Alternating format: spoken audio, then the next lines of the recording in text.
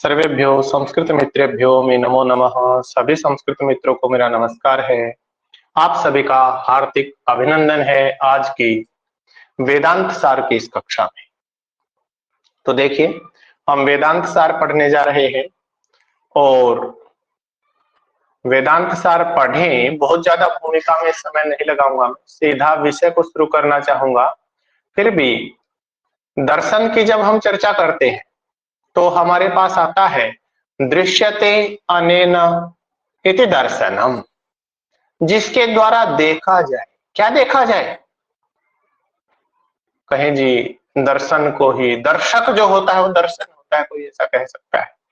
देखने वाला, जिसके द्वारा देखता है वो दर्शन है, लेकिन ऐसा नहीं है। ये जो स्थूल आंखों से परमात्मा ने हमारे को जो इंद्रियां दी है, ये तो बाह्य पदार्थों को देखने के लिए दी है, लेकिन जिसके द्वारा कहते हैं कि आंखों वाला वही है। आंखों वाला कौन है? यस, जिसके पास शास्त्र की दृष्टि है, जिसके पास जो शास्त्र को जानता है वही आंखों वाला है। तो देखिए, हम चर्चा कर रहे हैं कि दृश्यते अनेन इति दर्शनम। दृश्य धातु से लट प्रत्यय करने पर दर्शन शब्द बनता है, और जिसका अर्थ है कि इस तरह की बातें जो गूढ़ रहस्य है कि आत्मा क्या है, परमात्मा क्या है, मैं क्या हूं, मैं कौन हूं, मैं कहां से आया हूं, मैं कहां जाऊंगा, मैं किस लिए आया हूं, क्या कर्म है, किम कर्म किम अकर्म, क्या कर्म है, क्या अकर्म है, क्या करने योग्य है, क्या न करने योग्य है, क्या धर्म है, क्या अधर्म है, ये और इस तरह के हजारों प्रश्न जहां उठते हैं और उनका जहां पर उत्तर प्रत्युत्तर होता है, उसे दर्शन कहते हैं। ठीक है, दर्शनों की पूरी भूमिका के लिए हमारी अपनी अलग से एक कक्षा है, उसमें दर्शन की भूमिका दी हुई है। यहाँ पर हम वेदांत दर्शन के बारे में पढ़ रहे हैं। वेदांत दर्शन को मीमांसा दर्शन भी कहते हैं। पूर्व मीमांसा, उत्तर मीमांसा के नाम से मीमांसा दर्शन भी दो है। हम यहाँ पर वेदांत दर्शन के बारे में पढ़ रहे हैं। वेदांत दर्शन का कहीं ना कहीं वेदों का अंत, अर्थात वेदों का जो अंतिम भाग है, वेदों का अंतिम जो भाग है वो वेदांत कहा गया है। वेदांत शब्द का शाब्दिक अर्थ क्या है? वेदों का अंत, अर्थात वेदों का जो अंतिम भाग है। सबसे पहले तो क्या होता था कि उपनिषदों के लिए वेदांत शब्द का प्रयोग होता था, और फिर बाद में धीरे धीरे समय बीतता गया तो उपनिषदों के सिद्धांतों को आधार मानकर जिन विचारों का विकास हुआ, उन विचारों के लिए भी वेदांत शब्द का प्रयोग होने लग गया। ठीक है, तो उपनिषद, भगवत गीता और ब्रह्म सूत्र, ये तीनों हैं ये वेदांत के प्रस्थान त्रय कहलाते हैं। तो अब हम चर्चा करेंगे वेदांत पर। तो वेदांत दर्शन के सबसे पहले हम देखते हैं कि मूल स्रोत क्या है। वेदांत दर्शनस्य मूल स्रोतांसी। मूल स्रोत है सबसे पहले वेद। वेद तो सभी विद्याओं के स्थान है। ठीक है, फिर उपनिषद, उपनिषदों में उपनिषद तो आधार ही है। आगे सांख्य वेदांत सार के रचनाकार यति योगेंद्र सरस्वती भी कह देंगे कि उपनिषद प्रमाण बता देंगे, उपनिषद को प्रमाण रूप में बता देंगे। आरण्यक ग्रंथों में भी बहुत सारे स्थानों पर वेदांत का वर्णन आता है। ब्रह्म सूत्र भी वेदांत दर्शन के आधार हैं, और भगवत गीता में भी वेदांत दर्शन हमें प्राप्त होता है। तो प्रस्थान त्रयी कहें या प्रस्थान त्रयम कहें, ये प्राप्त होता है। प्रस्थान त्रय कहा जाता है किसको? उपनिषद, भगवत गीता और ब्रह्म सूत्र को। किसी भी परीक्षा की दृष्टि से अत्यंत आवश्यक प्रश्न है कि प्रस्थान त्रयी या प्रस्थान त्रयम किसे कहा जाता है? उपनिषद, भगवत गीता, श्रीमद् भगवत गीता और ब्रह्म सूत्र, ये कहलाते हैं प्रस्थान त्रयम। प्रस्थान किसे कहते हैं? प्रस्थीयते अनेन इति प्रस्थानम, जिससे जाया जाए, अर्थात राजमार्ग। राजमार्ग यहाँ लिखते हैं, अर्थात राजमार्ग का मतलब ये नहीं है कि बड़ा चकाचक रोड बना हुआ हो, है ना। अर्थात जिस मार्ग से आत्मा के कल्याण हेतु, मुमुक्ष मोक्ष की प्राप्ति हेतु प्रस्थान किया जा सके, जिस मार्ग से, वो मार्ग कहलाता है प्रस्थान। और प्रस्थान है तीन, मार्ग है तीन, प्रस्थान त्रय। उपनिषद, उपनिषद श्रुति श्रुति प्रस्थान के अंतर्गत आता है, और श्रीमद् भगवत गीता स्मृति प्रस्थान के अंतर्गत है, और ब्रह्म सूत्र है न्याय प्रस्थान के अंतर्गत है। ब्रह्म सूत्र न्याय प्रस्थान के अंतर्गत है। वेदांत दर्शन के कुछ प्रसिद्ध या प्रमुख आचार्य हैं, आचार्य बादरायण है, आत्रेय है, आस्मरथ्य है, औडुलोमी है, कार्ष्णाजिनी है, कासकृत्स्न है, जैमिनी, बादरी, भर्तृ प्रपंच, भर्तृमित्र, भर्तृहरि, उपवर्ष, बौधायन, आचार्य टंक, ब्रह्मनंदी, ब्रह्मदत्त, भारुचि, द्रविड़, गौड़पाद, गोविंदपाद और जगद्गुरु शंकराचार्य इत्यादि के नाम हमारे पास उपलब्ध है। और वेदांत सार के जो रचनाकार हैं, देखिए यहां पर वेदांत सारस्य परिचयः, वेदांत सार का परिचय, ग्रंथ कर्तुः नाम, ग्रंथ के रचनाकार का नाम है यति सदानंद, योगी सदानंद, सदानंद योगी, सदानंद यति, सदानंद सरस्वती भी लगाते, सरस्वती इनकी उपाधि, ठीक है। इनके गुरु का नाम है योगी सदानंद जी के गुरु का नाम है अद्वैयानंद सरस्वती, सरस्वती इनकी उपाधि। रचना काल लगभग 15-16वां शताब्दी, 15वीं-16वीं शताब्दी लगभग इनका समय माना जाता है। वेदांत सार की व्याख्याएं, टीकाएं हैं, सुबोधिनी टीका है, सुबोधिनी टीका के टीकाकार है नृसिंह सरस्वती, विद्वान मनोरंजनी है, रामतीर्थ टीकाकार हैं, और बालबोधिनी आपदेव या आपोदेव है। नृसिंह सरस्वती की सुबोधिनी, रामतीर्थ की विद्वान मनोरंजनी और आपदेव की बालबोधिनी। वैसे तो बहुत सारी टीकाएं हैं, लेकिन प्रमुख ये टीकाएं वेदांत सार की। वेदांत सार में इन आचार्यों का, वेदांत सारे अमीशाम आचार्याणाम उल्लेख प्राप्त थे। वेदांत सार में इन आचार्यों का उल्लेख प्राप्त होता है। गौड़पादाचार्य, शंकराचार्य, पद्मपादाचार्य, हस्तामलकाचार्य, सुरेश्वराचार्य, ये, और वाचस्पति मिश्र, श्रीहर्ष, विद्यारण्य मुनि। ये जो पद्मपादाचार्य हैं, हस्तामलकाचार्य हैं और सुरेश्वराचार्य हैं, ये जगद्गुरु शंकराचार्य के शिष्य हैं।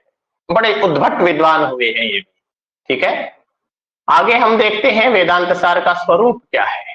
तो वेदांत सार जो है प्रकरण ग्रंथ है, वेदांत दर्शन का प्रकरण ग्रंथ है वेदांत सार। बहुत तरह के ग्रंथ होते हैं, है ना, भाषा ग्रंथ है, टीका ग्रंथ है, कई तरह के ग्रंथ हैं, उनमें से एक प्रकार होता है प्रकरण ग्रंथ। तो वेदांत सार जो है ये वेदांत दर्शन का प्रकरण ग्रंथ है। प्रकरण ग्रंथ का क्या लक्षण होता है? शास्त्रैक देश संबद्धम, शास्त्र कार्यांतरे स्थितम, आहु प्रकरणम नाम ग्रंथ भेदम विपस्थितः। शास्त्र एक देश संबद्धम, किसी शास्त्र के किसी एक हिस्से से, किसी एक पार्ट से संबंधित होता है प्रकरण ग्रंथ, और शास्त्र के अंतर्गत ही वो कार्य कर रहा होता है। अर्थात प्रकरण ग्रंथ में अपना अलग से कुछ नहीं होता, या तो शास्त्र पूरे शास्त्र की ही व्याख्या कर रहा होता है किसी की, या फिर उसके किसी पार्ट की, भाग की, हिस्से की व्याख्या या उसका वर्णन कर रहा होता है। प्रकरण ग्रंथ में इतना ही होता है, उसी को प्रकरण ग्रंथ कहा जाता है। तो हमारा वेदांत सार जो है ये प्रकरण ग्रंथ है। प्रकरण ग्रंथ में, वेदांत सार में जो विवेचित विषय है उसमें इसमें अनुबंध चतुष्टय का जिक्र है, अधिकारी का लक्षण दिया गया है, अज्ञान का विवेचन है, समष्टि और व्यष्टि का विवेचन मिलता है। इसी के अंतर्गत ईश्वर प्राज्ञ जो है, हिरण्यगर्भ, तेजस और वैश्वानर विश्व, समष्टि व्यष्टि के अंतर्गत ये वर्णन मिलता है। जीवेश्वर्यो संबंध विवेचनम, जीव और ईश्वर का क्या संबंध है, इसका विवेचन हमें वेदांत सार में मिलता है। और अध्यारोप, अपवाद और सृष्टि प्रक्रिया इत्यादि का वर्णन हमें वेदांत सार में मिलता है। पंचीकरण प्रक्रिया का वर्णन वेदांत सार में मिलता है। महावाक्य का विवेचन, लक्षणा विचार, समाधि का विवेचन, मोक्ष और जीवन मुक्ति, इनका वेदांत सार में वर्णन मिलता है। अब हम साक्षात शुरू कर रहे हैं ग्रंथ को, और ग्रंथ को शुरू करने से पहले हमारी परंपरा रही है मंगलाचरण करने की।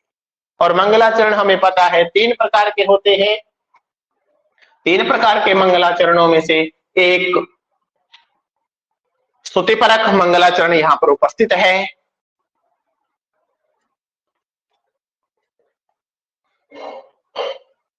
खंडम सच्चिदानंदम अवांग मनस गोचरम आत्मानमखिलाधारम आश्रये भीष्ट सिद्धये। अभीष्ट सिद्धये, अभीष्ट की सिद्धि के लिए। अभीष्ट क्या है? कई तरह की बातें हो सकती है। ग्रंथकार को, सदानंद सरस्वती को, योगी सदानंद जी को अभीष्ट है कोई भी हम काम शुरू करते हैं तो मंगल का वाचन इसीलिए करते हैं कि हमारा काम निर्विघ्नता से पूर्ण हो जाए, है ना। तो अभीष्ट की सिद्धि के लिए आश्रय, आश्रय लेता हूं। किसका? अहम आश्रय, उत्तम पुरुष एक वचन है। अहम आश्रय, मैं आश्रय लेता हूं। मैं मतलब कौन? ग्रंथकार, ग्रंथकार योगी सदानंद। तो आश्रय, आश्रय लेता हूं अभीष्ट की सिद्धि के लिए। किस कम आश्रय, किसका आश्रय लेता हूं? जो अखंड है। अखंड अर्थात जिसका कभी भी खंडन नहीं होता, कभी भी जिसका अंत नहीं होता, जो अनंत है और सत चित आनंद स्वरूप है। सत्य क्या है? जो तीनों कालों में सत्य है। जो सत्य है कभी नष्ट नहीं होता, सत्य का कभी विनाश नहीं होता। ठीक है। सत अर्थात हम ऐसे भी कहते हैं ना कि तेरे अंदर सत तो है ही, खड़ा है पड़ जाता है, गिर जाता है ना, सत तो बचा ही नहीं तेरे अंदर। वो मूल तत्व है, वो सदा सत्य है, तीनों कालों में कभी भी छिन्न नहीं होता है, त्रिकाल अबाधित है, वो सत होता है। और चित्त जो चैतन्य है, जो कभी भी अचेतन नहीं होता, चेतन रहता है, चैतन्य। और आनंद, आनंद, आनंद तो आनंद ही है। हम लोक में मजा जिसको कहते हैं, मजा तो हमारे भौतिक बाह्य इंद्रियों से प्राप्त होता है। वो जिसको हम मजा कह रहे हैं कि गर्मी में ठंडी ठंडी कुल्फी खाई और मजा आ गया, ये तो बाह्य इंद्रिय का मजा है। लेकिन जो आत्मा का, जो जिसको आप मजा कह रहे हैं, वो आत्मा का जो है, वो आत्मा तो आनंदित होती है, आनंद होता है।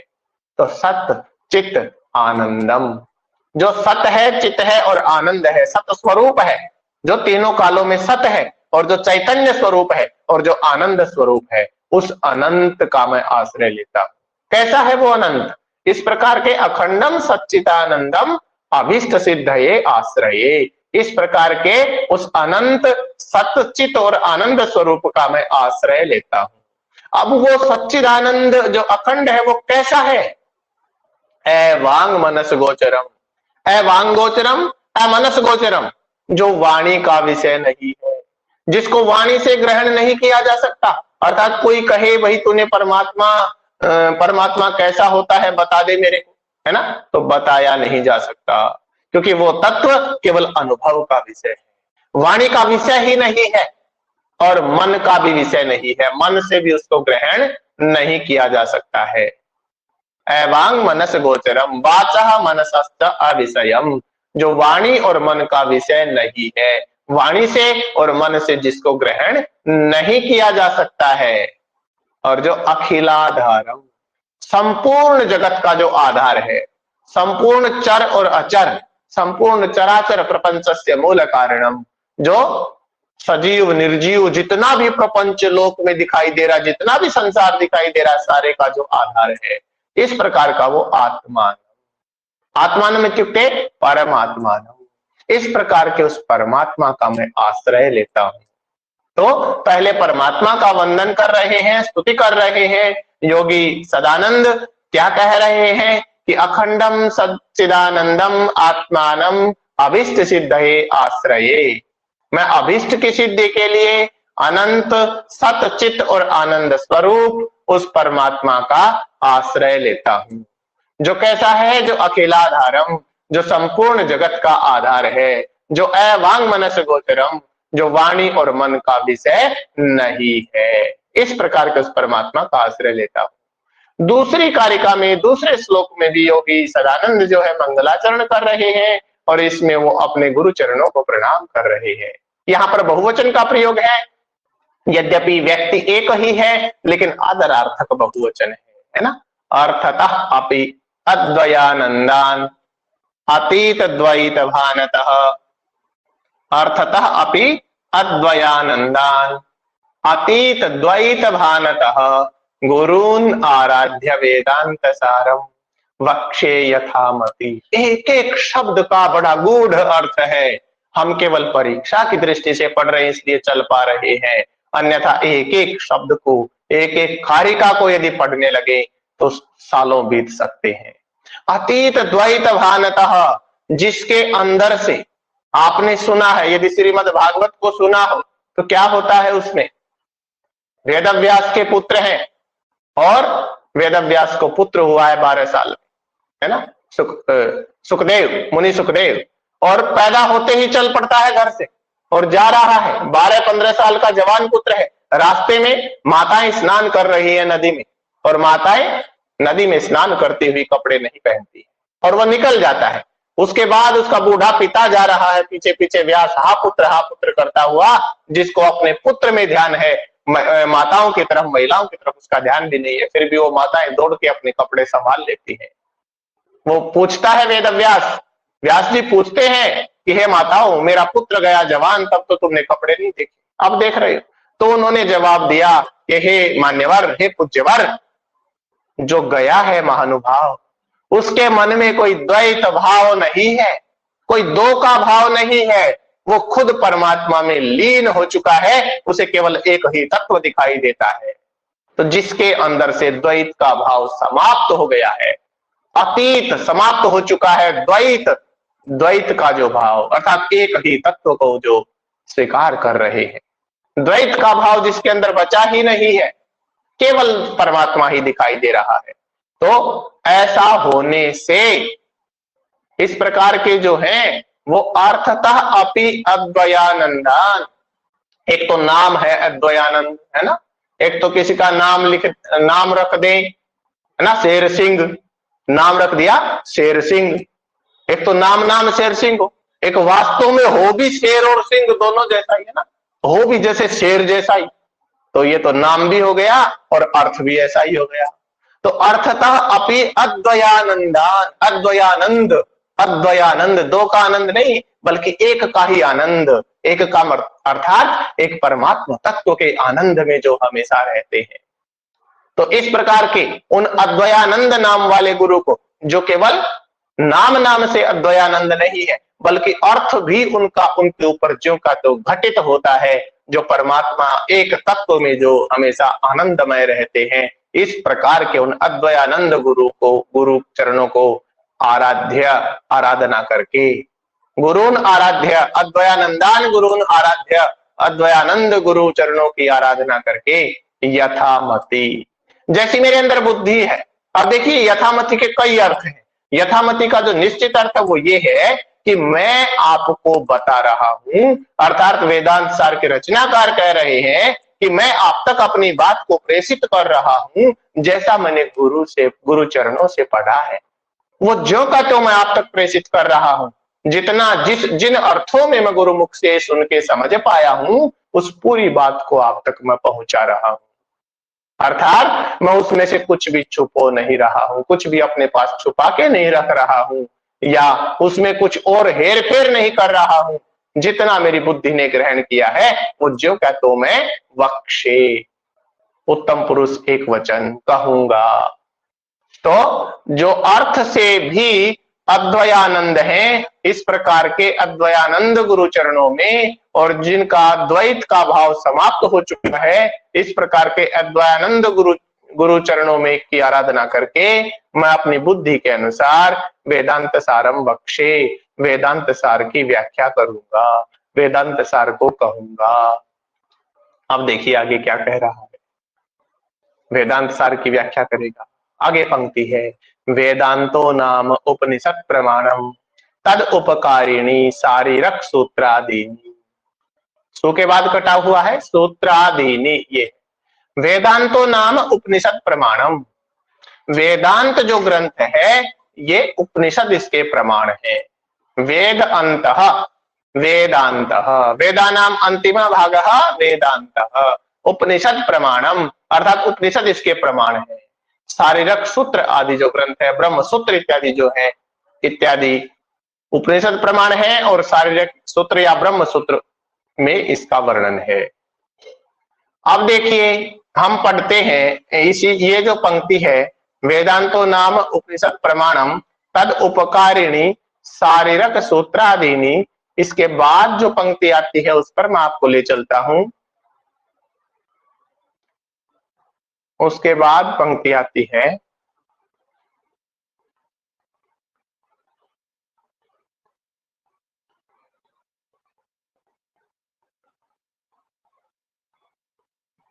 हम एक बार अधिकारी को पढ़ लेते हैं। अनुबंधो नाम, अनुबंध पर हम चर्चा कर रहे हैं।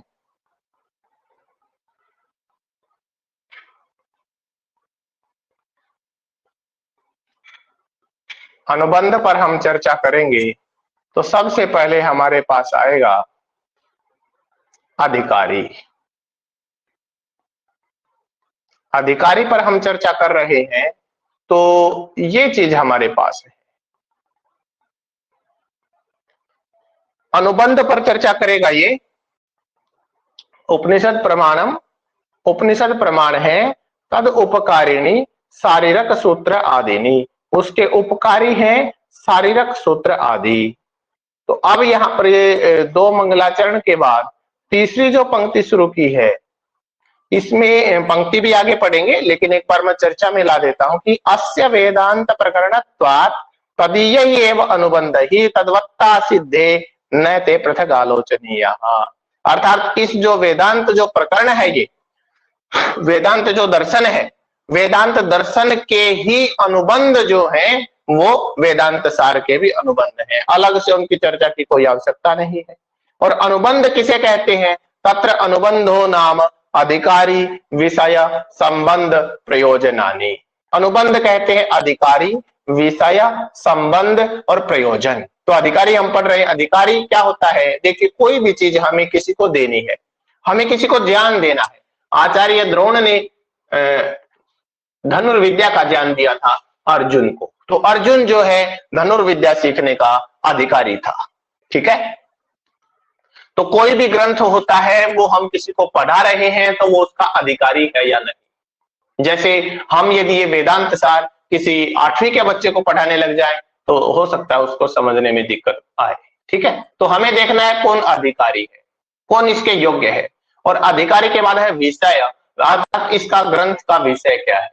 संबंध, अर्थात विषय का और ग्रंथ का क्या संबंध है, बोध्य बोधक भाव इत्यादि संबंध हम पढ़ेंगे तो आगे आएगा। और प्रयोजन, और इसके क्या प्रयोजन है, क्योंकि प्रयोजन बिना बंधो बिना प्रवर्तते। तो वेदांत के प्रयोजन क्या है, वेदांत सार के प्रयोजन क्या है।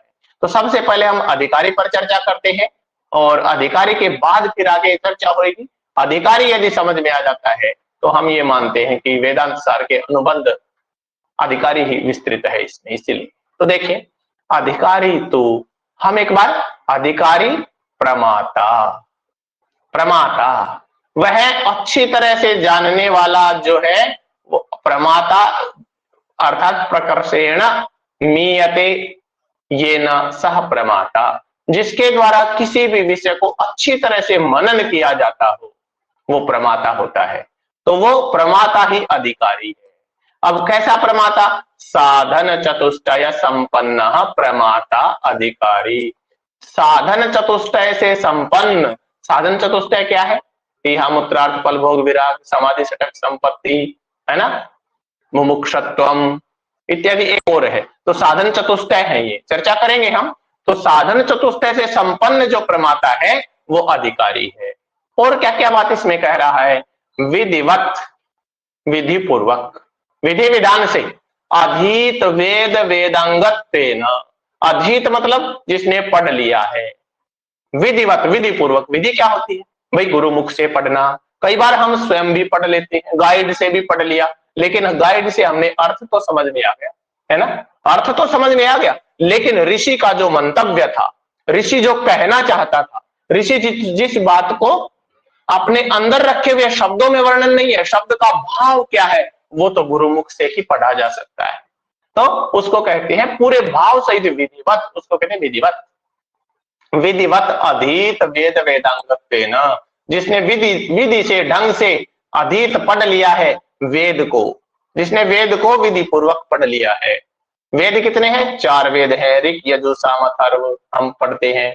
तो जिसने विधि पूर्वक चारों वेदों को पढ़ लिया है, और फिर वेद के अंग है, हमने पढ़ा है शिक्षा, कल्प, व्याकरण, निरुक्त, छंद और ज्योतिष। तो जिसने चारों वेदों को उसके 6 के 6 अंगों के सहित आपाततः शुरू से अंत तक, प्रारंभ से अंत तक जिसने अच्छे से पढ़ लिया है। तो एक तो है ये पढ़ना, विधि पूर्वक पढ़ा किसी ने गुरु के पास, चारों वेदों को उसके 6 के 6 अंगों के सहित अच्छी तरह से शुरू से आखिर तक, प्रारंभ से अंत तक अच्छी तरह से पढ़ लिया। पढ़ने के बाद क्या होता है? पढ़ने के बाद पढ़ा है, पेपर दे लेगा वो, ठीक है, पेपर में लिख देगा पढ़ने से, लेकिन उसका अर्थ कई बार हम पढ़ लेते हैं कि ये साम न विद्या न तपो न दानम ज्ञानम न शीलम न गुणो न धर्म ते मृत्युलोके भुवि भार भूता मनुष्य रूपेण मृगास्तरन्ति। हमने पढ़ तो लिया, ठीक है, उसका अर्थ भी जान लिया, लेकिन व्यवहार में, वास्तव में अपने अंतर साथ उसको करना है हमें, है ना। वास्तव में अंतर साथ करेंगे तो हमें पता चलेगा कि हम, या तो हमारे पास विद्या होनी चाहिए, तप हमें करना चाहिए, परिश्रम करना चाहिए, है ना, इत्यादि बात हमारे अंतर साथ होएंगी, हृदय में जाएंगी, तो उसको कहते अधिगत। अधिगत अखिल वेदार्थ, जिसने वेद के, वेदस्य अर्थ वेदार्थ, अखिल संपूर्ण, अधिगत जिसने अधिगत कर लिया है, जिसने वेद के संपूर्ण अर्थ को अधिगत कर लिया है, जिसने विधि पूर्वक चारों वेदों को उसके अंगों के सहित शुरू से अंत तक पढ़ लिया है, जान लिया है, और जिसने वेद के संपूर्ण अर्थ को अंतरसात कर लिया है। अब कहोगे जी 4 वेद, वेदांग, कैसे कोई है क्या ऐसा पढ़ा हुआ? हाँ, फिर आगे ग्रंथकार जो है उसका निर्णय बता रहा है, उसका समाधान बता रहा है कि कोई बात नहीं। कई बार होता है कि कोई जगत गुरु शंकराचार्य के बारे में ऐसा वर्णन आता है कि उन्होंने 8 साल की उम्र में ही सारे वेदों को पढ़ लिया था, शास्त्रों को पढ़ लिया था, 12 साल तक संपूर्ण शास्त्रों को का अध्ययन कर लिया था, और 16 साल की उम्र में तो उन्होंने भाष्य ही लिख दिए थे, है ना। तो वो क्या था? वो कहीं ना कहीं पूर्व जन्म के संस्कार भी होते हैं। गीता में भी ऐसा वर्णन आता है कि मैं जो कहता हूं बुद्धि योग, योग भ्रष्टो भी जायते, अर्थात कोई योग से, कृष्ण ने जब पूछा था कि योग से जब भ्रष्ट हो जाते हैं तो उनकी क्या गति होती है, तो अर्जुन उस प्रकरण में, मैं ज्यादा विस्तार में नहीं जा रहा, वहां के अर्जुन बताते हैं, कृष्ण बताते हैं कि मैं उसको वैसा ही जन्म देता हूं, उसको पूर्व जन्म की स्मृति बनी रहती है, पूर्व जन्म के संस्कार उसके बने रहते हैं। तो अस्मिन जन्मनि जन्मांतरे वा, जिसने वेद के संपूर्ण अर्थ को जान लिया है, चाहे इस जन्म में जाना हो, चाहे जन्मांतरों में जाना हो, चाहे दूसरे जन्मों में जाना हो, ठीक है।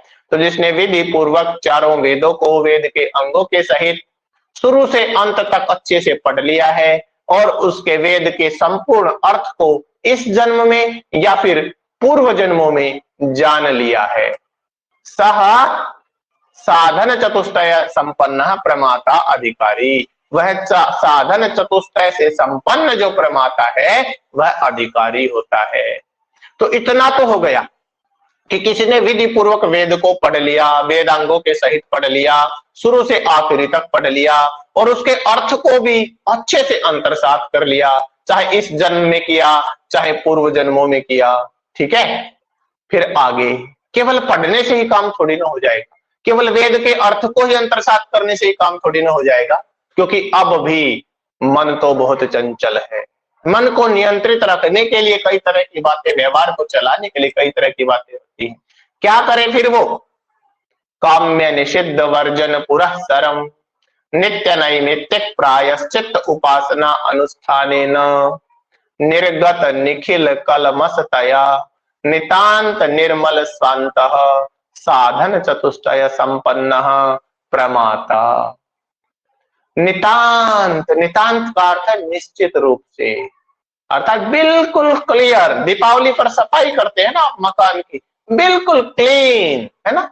तो नितांत निर्मल, बिल्कुल स्वच्छ, बिल्कुल बिल्कुल स्वच्छ, पूर्णतया निर्मल, स्वांतः, जिसका अंतःकरण हो गया है, जिसका अंतःकरण पूर्णतया शुद्ध हो गया है, वह नितांत निर्मल स्वांतः, जिसका अंतःकरण नितांत निर्मल है, निश्चित रूप से पूर्णतया शुद्ध है।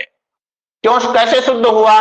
निर्गत निखिल कलमशतया, कलमश कालिक और निखिल संपूर्ण, निर्गत निकल गई है, जिसके अंदर से सारी कालिक निकल गई है। उस कालिक के निकलने से जिसका अंतःकरण पूर्ण रूप से शुद्ध हो गया है।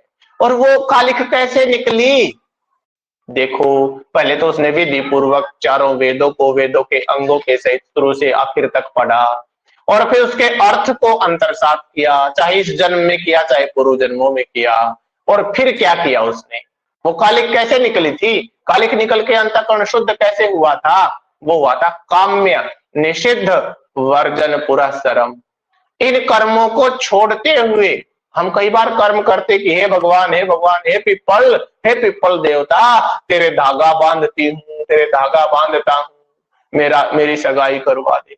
अच्छी लड़की के साथ नौकरी लगी हुई, अच्छे लड़के के साथ जो आईएएस बना हुआ हो, परमात्मा हे पिपल देवता मेरी शादी करवा दे, तेरा धागा खोलने आऊंगा, है ना। तो ये तो है काम्य कर्म, कामना को रख के किए गए कर्म। और एक है निषिद्ध कर्म, चर्चा आएगी पूरी विस्तार से, हम पढ़ेंगे। एक बार यहाँ पर अर्थ समझ लो। निषिद्ध कर्म, कुछ निषिद्ध कर्म होते हैं, जैसे ब्राह्मण हनन, ब्रह्म हत्या, गौ हत्या, चोरी, डकैती इत्यादि, वो निषिद्ध कर्म है। तो काम्य कर्मों को और निषिद्ध कर्मों को वर्जन पुरस्सरम, वर्जन हरियाणा में वर्जना कहते हैं, वर्जना रोकना, अर्थात त्यागते हुए, छोड़ते हुए, पुरस्सरम आगे बढ़ता रहे। तो काम्य कर्मों को और निषिद्ध कर्मों को त्यागते हुए, अर्थात काम्य कर्मों को और निषिद्ध कर्मों को न करते हुए, काम्य कर्मों को और निषिद्ध कर्मों से किनारा ही कर ले, ना करे उनको। और नित्य नैमित्तिक प्रायश्चित उपासना, 4 प्रकार के कर्मों का अनुष्ठान करे, अर्थात 4 प्रकार के कर्मों को करने से। कौन कौन से हैं? नित्य अनुष्ठान, नित्य कर्मों के अनुष्ठान से। नित्य कर्म क्या होते हैं? हम डेली स्नान करते हैं, है ना, खाते हैं, पूजा करते हैं, है ना, एक्सरसाइज करते हैं, शौच करते हैं, तो नित्य कर्म है सारे के सारे।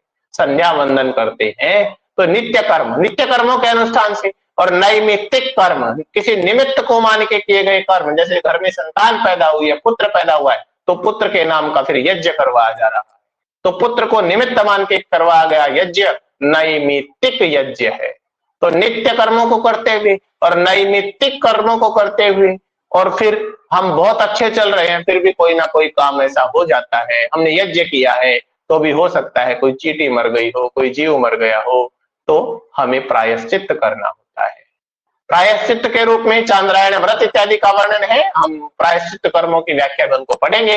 तो प्रायश्चित के अनुष्ठान से। और उपासना, सगुण ब्रह्म विषयक जो उपासना है, सांडिल्य विद्या इत्यादि का नाम आएगा, तो जो उपासना है उनके अनुष्ठान से।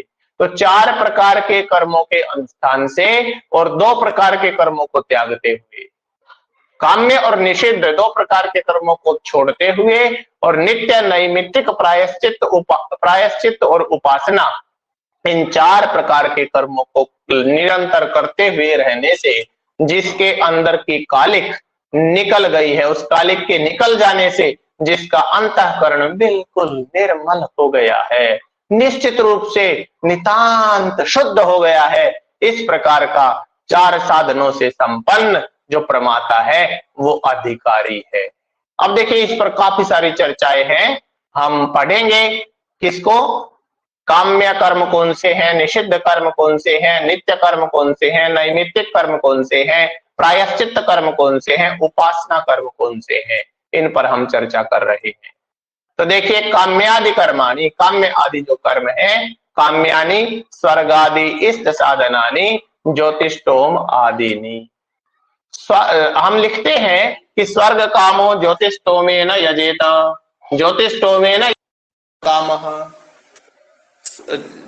ज्योतिष्टोमेन यजेत स्वर्ग कामः, स्वर्ग की इच्छा वाला, स्वर्ग चाहने वाला ज्योतिष्टोमेन यजेत, ज्योतिष्टोम यज्ञ से यजन करे।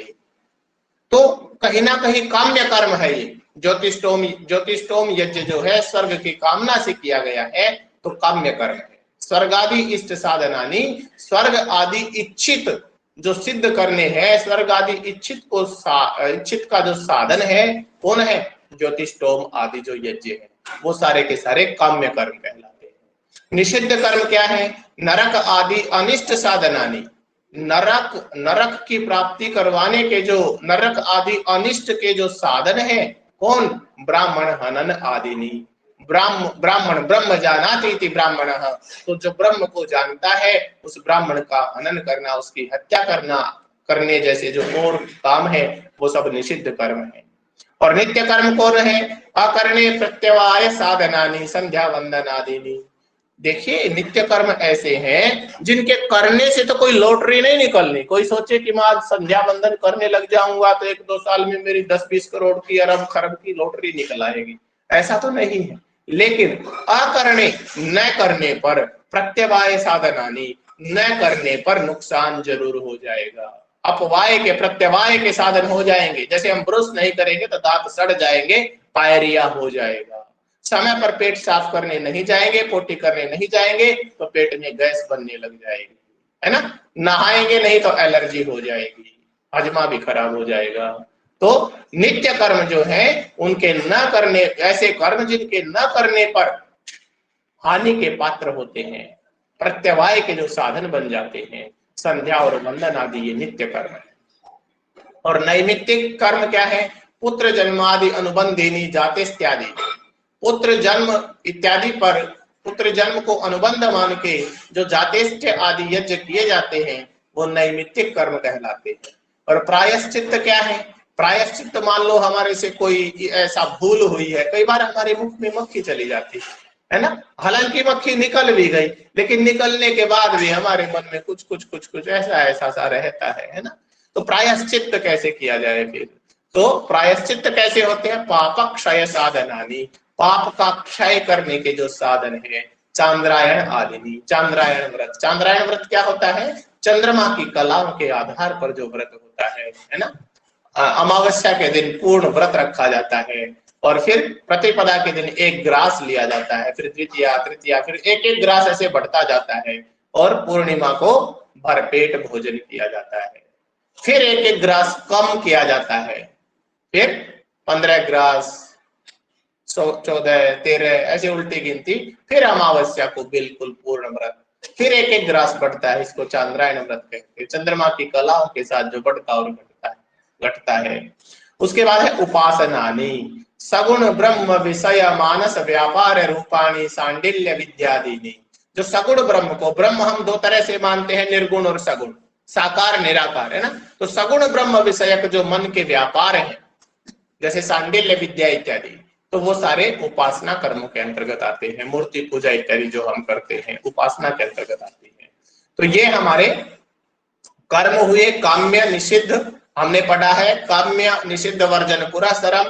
काम्य और निषिद्ध कर्मों को छोड़ते हुए नित्य नैमित्तिक प्रायश्चित उपासना अनुष्ठानेन, नित्य नैमित्तिक प्रायश्चित और उपासना कर्मों को करते हुए, है ना, ये हमने पढ़ा है।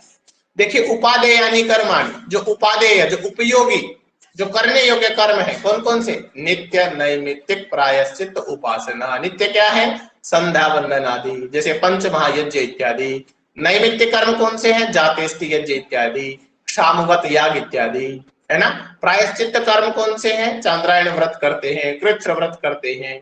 और उपासना सांडिल्य विद्या, दहर विद्या, वैश्वानर विद्या इत्यादि, ये उपासना कर्म। तो ये करने योग्य कर्म है, 4 नित्य नैमित्तिक और प्रायश्चित। और काम्य जो कर्म है, ये जो छोड़ने योग्य है, फलोद्देश्येन विधीयमानानि कर्माणि यथा ज्योतिष्टोमादीनि। फल को उद्देश्य मान के किए जाने वाले जो कर्म हैं, वो काम्य कर्म कहलाते हैं। ज्योतिष्टोम आदि जो यज्ञ है, स्वर्ग की इच्छा से किया जाने वाला यज्ञ होता है ये। और निषिद्ध कर्म कौन से हैं? भ्रमावगत इष्ट साधनता निषेधक नय पद योगी वाक्य गम्यानि यथा ब्राह्मण हनन आदि। ब्राह्मण हनन आदि जो कर्म है, जो भ्रम से आ गए हैं, जो इष्ट के साधन में निषेध करने वाले हैं, इष्ट के साधन में रोड़ा अटकाने वाले हैं, वो निषिद्ध कर्म है। कर्म के भेद हम देखें तो एक बार देखें, करने योग्य करणीयानि कर्माणि और न करने योग्य अकरणीयानि कर्माणि, अर्थात त्यागने योग्य कर्म। तो करने योग्य है नित्य नैमित्तिक प्रायश्चित उपासना, और त्यागने योग्य है काम्य और निषिद्ध। उसके बाद हम देखते हैं, तो हम चर्चा में आते हैं, वेदांत का जो अधिकारी हमने पढ़ा है,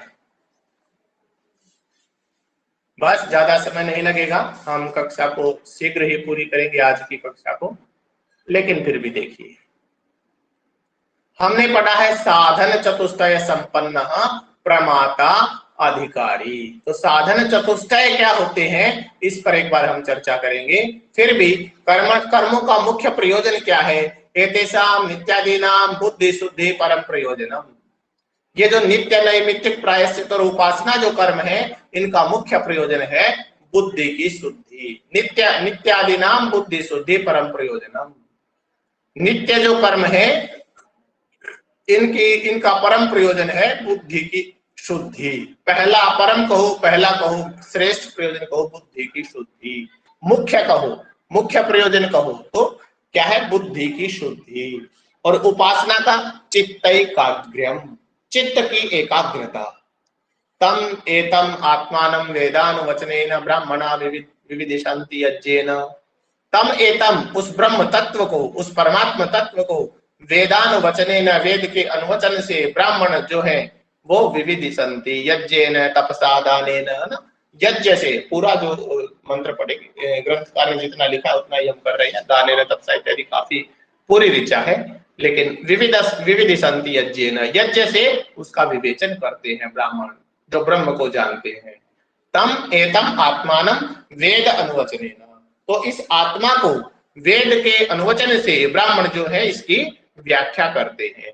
इत्यादि श्रुति से भी यही सिद्ध होता है कि नित्य इत्यादि जो कर्म है वो बुद्धि की शुद्धि के लिए किए जाते हैं, और उपासना इत्यादि जो है वो चित्त की एकाग्रता से किए जाते हैं।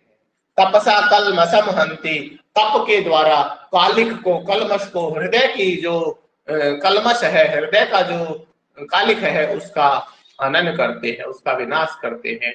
इत्यादि स्मृति के द्वारा भी यही सिद्ध होता है। कर्मों के जो प्रयोजन है वो दो प्रकार के हैं। कर्म मुख्य प्रयोजन है कर्मों का, और गौण प्रयोजन है।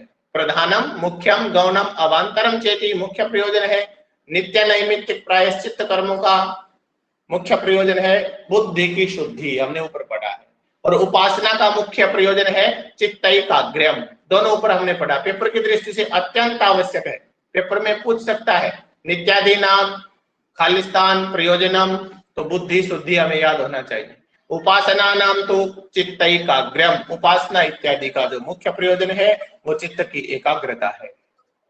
और कर्मों का जो अवांतर प्रयोजन है नित्य नैमित्तिकयोः उपासना नाम तो अवांतर फलम, नित्य नैमित्तिक और उपासना इत्यादि का जो अवांतर फल है वो पितृलोक सत्यलोक प्राप्ति ही, पितृलोक की प्राप्ति। हम कहते पितरलोक, पितर बन गया ही है ना, या स्वर्ग लोक प्राप्त हो गया। और कर्मणा पितृलोकः विद्यया देवलोकः इत्यादि श्रुते है। इत्यादि श्रुति से भी ये सिद्ध होता है कि कर्म से पितृलोक की प्राप्ति होती है और विद्या से देवलोक की प्राप्ति होती है। अब देखिए, हमने पढ़ा है साधन चतुष्टय संपन्न प्रमाता अधिकारी, तो अधिकारी की ही चर्चा चल रही है, और हमने साधन चतुष्टय क्या होता है ये स्पष्ट करना है। साधनानि, साधन चतुष्टय, चार प्रकार के साधनों से जो संपन्न है वो प्रमाता अधिकारी होता है। तो साधन है नित्य अनित्य वस्तु विवेक। साधनानि, साधन है नित्य अनित्य वस्तु विवेक। नित्य वस्तु विवेक, अनित्य वस्तु विवेक, नित्य वस्तु का विवेक और अनित्य वस्तु का विवेक। मूत्रार्थ फल भोग विराग, समाधि सटक संपत्ति, मुमुक्षत्वम। चार चीजें हैं, चार साधन चतुष्टय में चार साधन है। पहला साधन है नित्यानित्य वस्तु विवेक, दूसरा है इहा मूत्रार्थ फल भोग विराग, तीसरा है समाधि सटक संपत्ति, और चौथा है मुमुक्षत्वम। तो तो चारों को हम अलग अलग पढ़ रहे हैं। नित्यानित्य वस्तु विवेक क्या है, नित्य और अनित्य वस्तु का विवेक, नित्य क्या है और अनित्य क्या है। तावत ब्रह्मैव नित्यम वस्तु, ब्रह्म ही नित्य वस्तु है। वास्तव में संसार में देखा जाए तो ये शरीर जो है ये सदा सर्वदा रहने वाले नहीं है। नित्य जो हमेशा रहे तो ब्रह्मैव नित्यम वस्तु, ब्रह्म ही नित्य वस्तु है।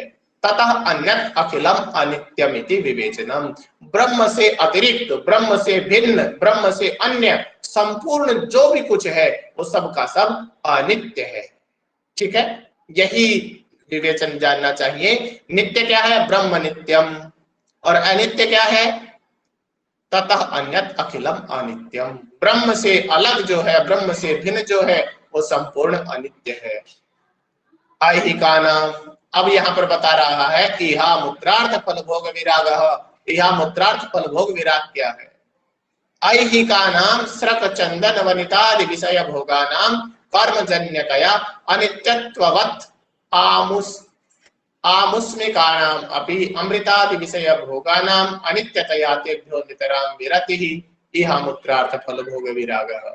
ऐहिकानाम अत्रत्यानाम इत्युक्ते सांसारिकानाम, यहाँ जो संसार के इस लौकिक लोक के जगत के जो स्रक चंदन वनिता इत्यादि हैं, जो चंदन है, माला है ना, कड़े हैं, जो आभूषण है सबका, और वनिता जो नायिकाएं हैं, नायिकाओं का जो उपभोग है, भोग है, और स्रक चंदन वनिता आदि विषय भोगों से, अर्थात चंदन माला है ना, कड़े और नायिकाएं, इन सब विषयों के भोग से जो कर्म जन्यतया, इन भोगने से जो कर्म जो पैदा हुए हैं वो अनित्यत्ववत्, वो अनित्य है।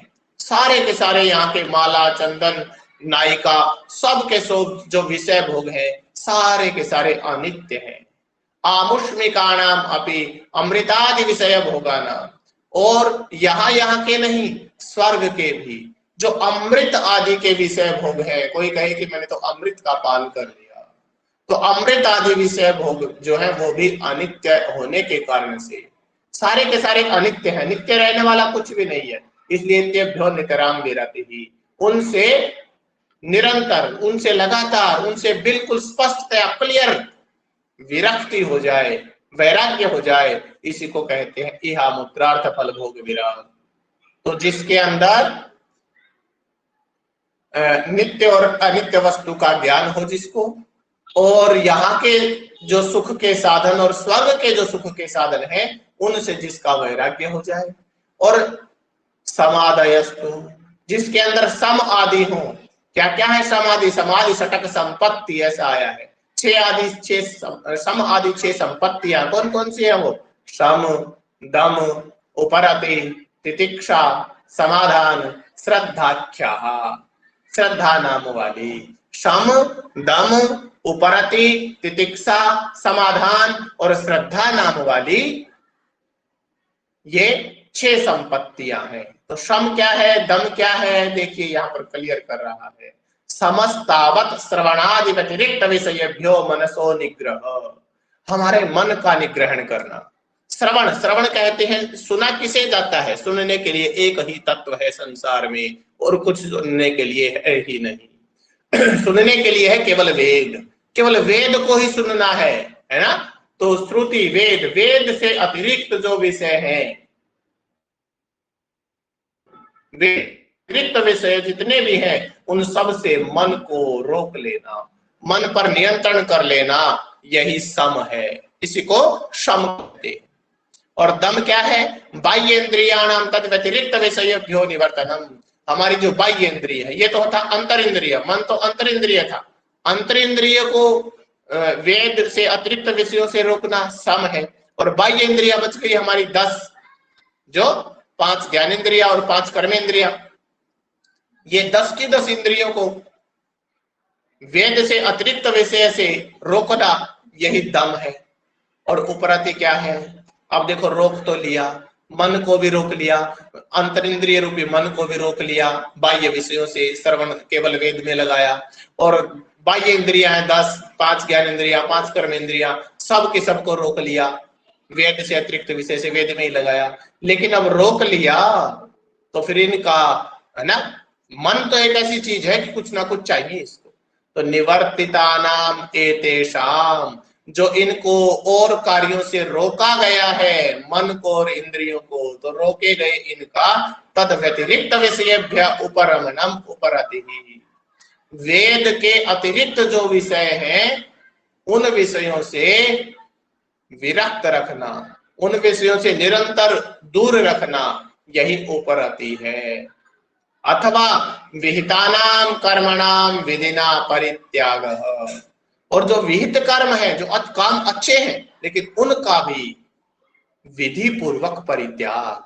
हम ऐसे ही तो करते हैं, ब्रह्मचर्य किया, गृहस्थ जीवन बिताया, फिर वानप्रस्थ में आए और संन्यास तक पहुंचते पहुंचते बूढ़ी जो है चाबी बेटे और बहू को सौंप देते हैं। बूढ़े और बुढ़िया, भाई संभालो अपनी दुकान को, संभालो अपने घर को, संभालो अपने राजपाट को। हमारे राजा ऐसे ही तो हुए, जब ज्ञान हुआ तब छोड़ चले राजधानी, वो राजधानी को छोड़ के चल देते हैं, राजगद्दी को छोड़ देते हैं और चले जाते हैं। तो विधि विहित जो कर्म है, जो करने योग्य कर्म है, उन कर्मों का भी विधिना परित्याग, विधि पूर्वक परित्याग, इसको कहते हैं उपरति।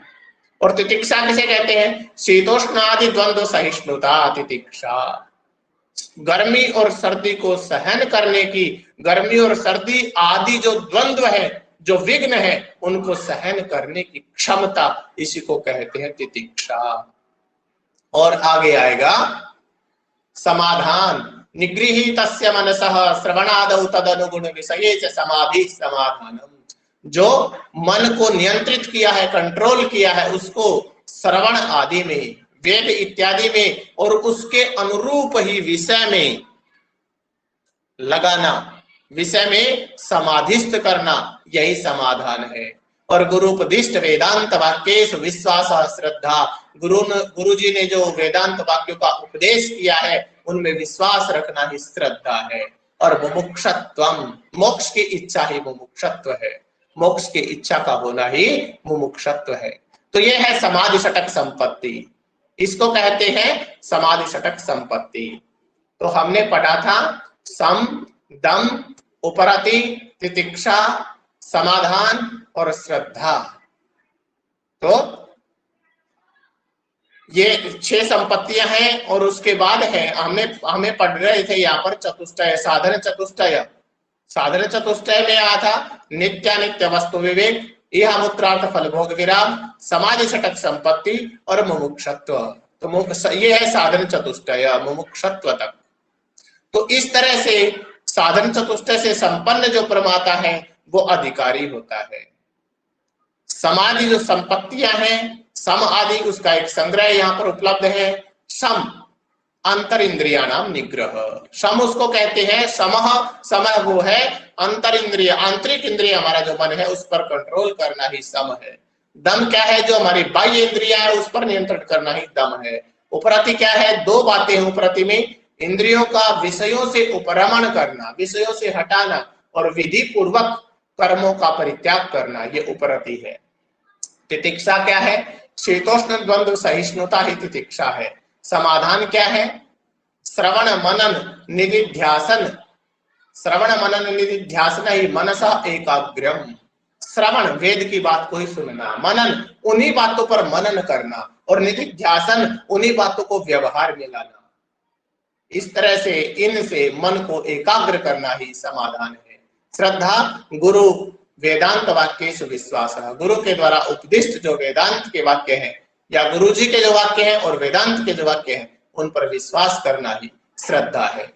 तो आज हमने वेदांत सार में केवल अधिकारी को पढ़ा है ना, विषय संबंध प्रयोजन भी आगे पढ़ेंगे, और वेदांत सार के अन्य जो विषय हैं उनको भी हम आगे की क्लासेस में पढ़ेंगे। आज की कक्षा में हम इतना ही पढ़ते हैं और फिर मिलते हैं आगे की कक्षा में अगले दिन।